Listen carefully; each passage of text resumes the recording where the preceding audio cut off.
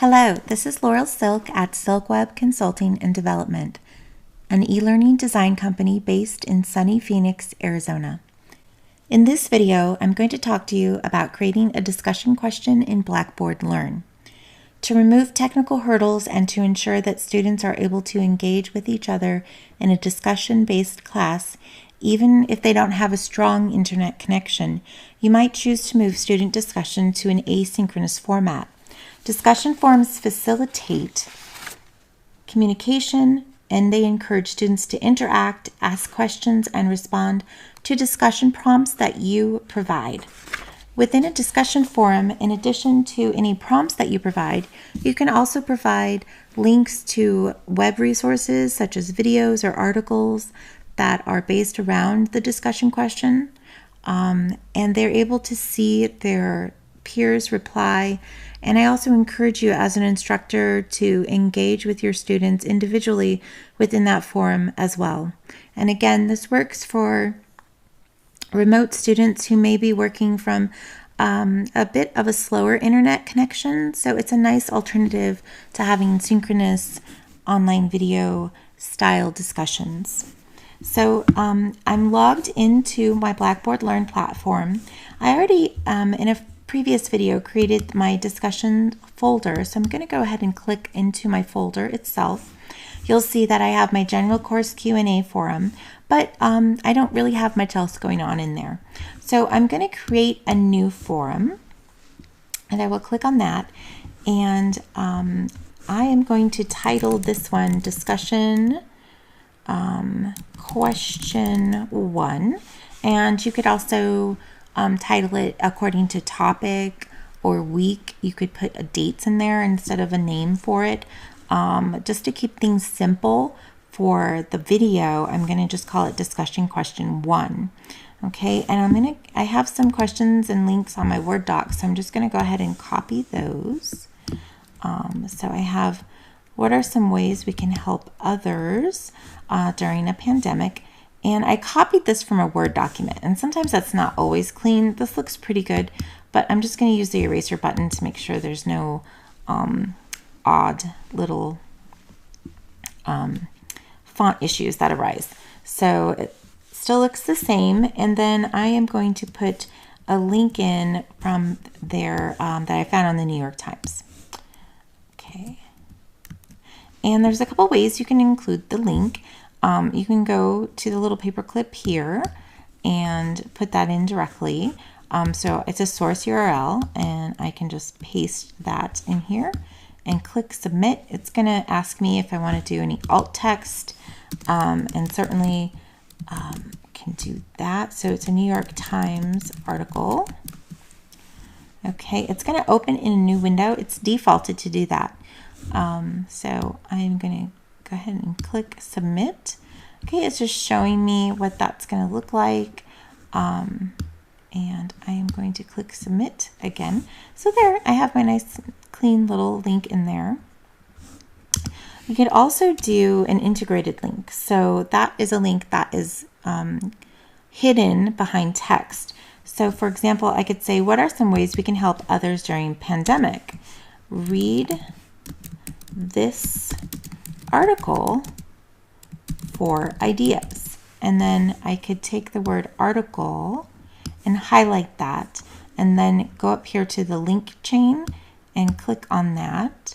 It gives me a pop-up window, and I can type in, or excuse me, copy and paste in that same HTML link to the same article, and then choose open in new window, and then click insert, and then you'll see that it will open it up there.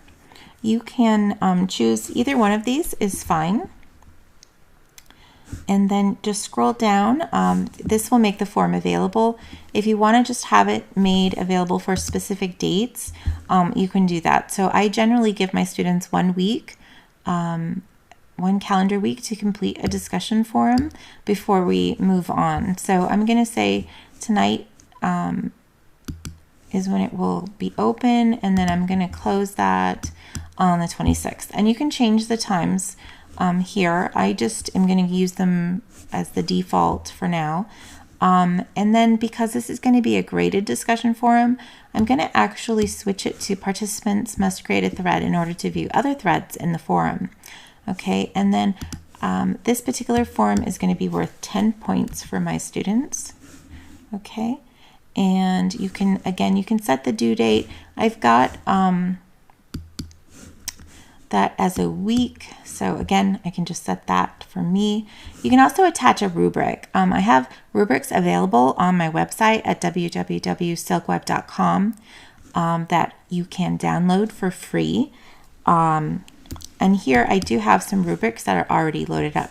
So I have my discussion rubric, and I'll show you. This one's available from my website as well. So this one is pretty in-depth. It has several levels or categories there, etc. So I will just click that, and it's probably, let's see, if I attach it there and then click submit.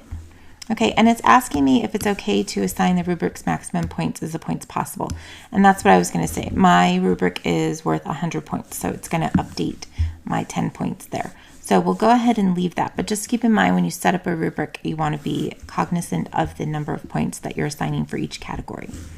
Okay, and then I usually choose to show my rubric with the scores to my learners. I find that to be very helpful for them in order to understand the expectations. I leave all of the other items here defaulted.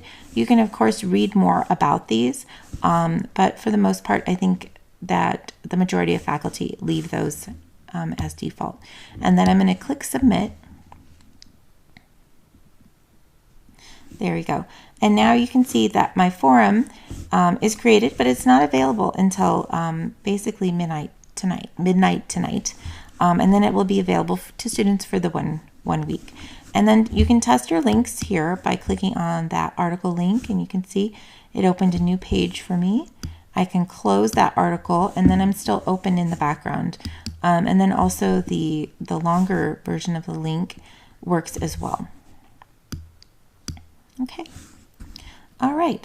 We'll go ahead and create one more forum. So I'm going to click Create Forum.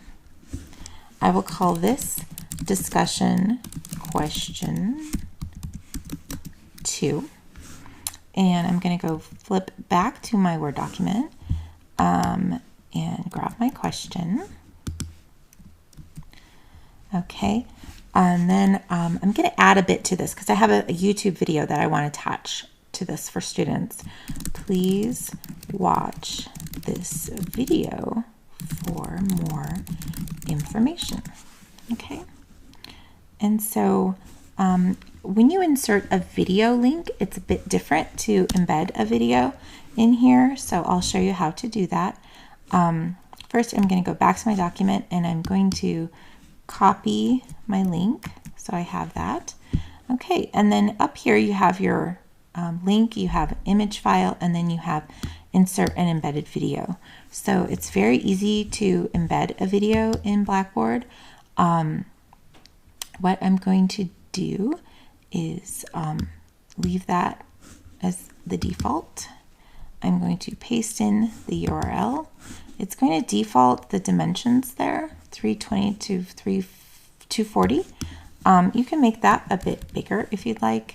I'm going to go 400 to 300, and then I'm going to click insert.